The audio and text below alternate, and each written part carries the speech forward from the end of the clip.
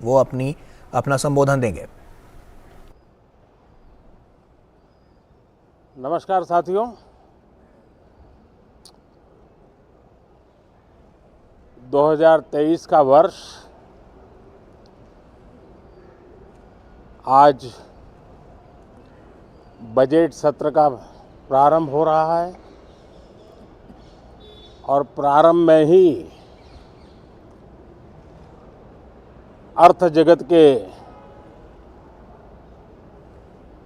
जिनकी आवाज़ को मान्यता होती है, वैसी आवाज़ चारों तरफ से सकारात्मक संदेश लेकर के आ रही है। आशा की किरण लेके आ रही है, उमंग का आगाज लेकर के आ रही है।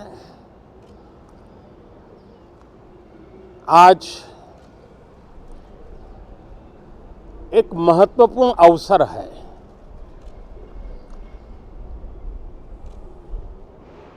भारत के वर्तमान राष्ट्रपति जी की आज पहली ही संयुक्त सदन को वो संबोधित करने जा रही है।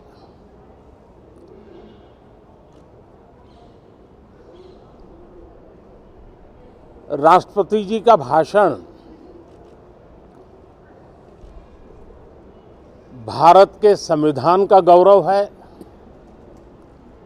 भारत की संसदीय प्रणाली का गौरव है और विशेष रूप से आज नारी सम्मान का भी अवसर है और दूर सुदूर जंगलों में जीवन बसर करने वाले हमारे देश के महान आदिवासी परंपरा के सम्मान का भी अवसर है। न सिर्फ सांसदों को, लेकिन आज पूरे देश के लिए गौरव का पल है कि भारत के वर्तमान राष्ट्रपति जी का आज पहला उद्बोधन हो रहा है और हमारे संसदीय कार्य में गत 6-7 दशक से जो परंपराएं विकसित हुई हैं, उन परंपराओं में देखा गया है कि अगर कोई भी नया सांसद जब पहली बार सदन में बोलने के लिए खड़ा होता है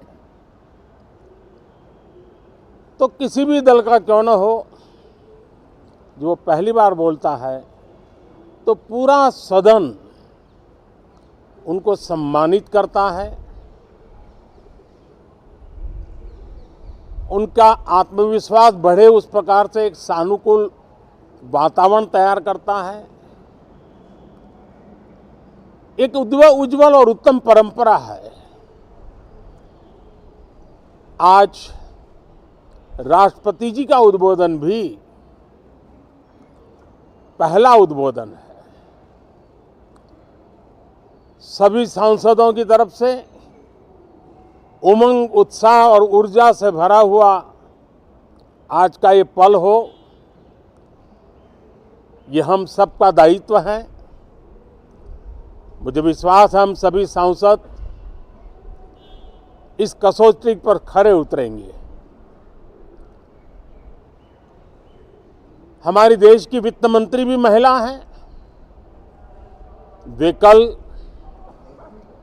और एक बजट लेकर के देश के सामने आ रही है। आज के वैश्विक परिस्थिति में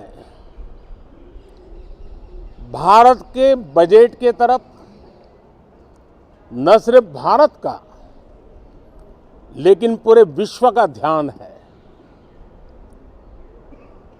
डावाडोल विश्व की आर्थिक परिस्थिति में भारत का बजट भारत के सामान्य मानवी की आशा आकांक्षाओं को तो पूरा करने का प्रयास करेगा ही, लेकिन विश्व जो आशा की किरण देख रहा है, उसे वो और अधिक प्रकाशमान नजर आए। मुझे पूरा भरोसा है निर्मला जी इन अपेक्षाओं को पूर्ण करने के लिए भरपूर प्रयास करेगी। भारतीय जनता पार्टी के नेतृत्व में एनडीए सरकार, उसका एक ही मकसद रहा है, एक ही मोटो रहा है, एक ही लक्ष्य रहा है और हमारी कार्य संस्कृति के केंद्र बिंदु में भी एक ही विचार रहा है, इंडिया फर्स्ट, सिटीजन फर्स्ट।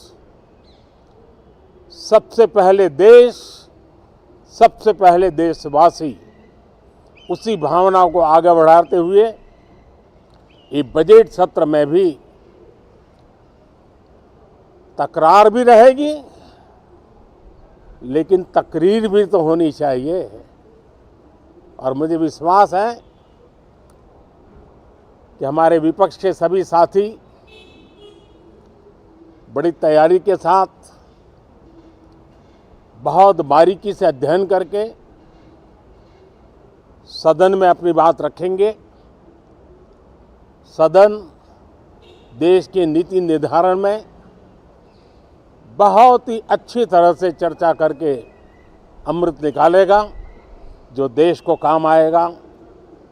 मैं फिर एक बार आप सबका स्वागत करता हूं, बहुत बहुत शुभकामनाएं देता हूं। धन्यवाद। प्रधानमंत्री नरेंद्र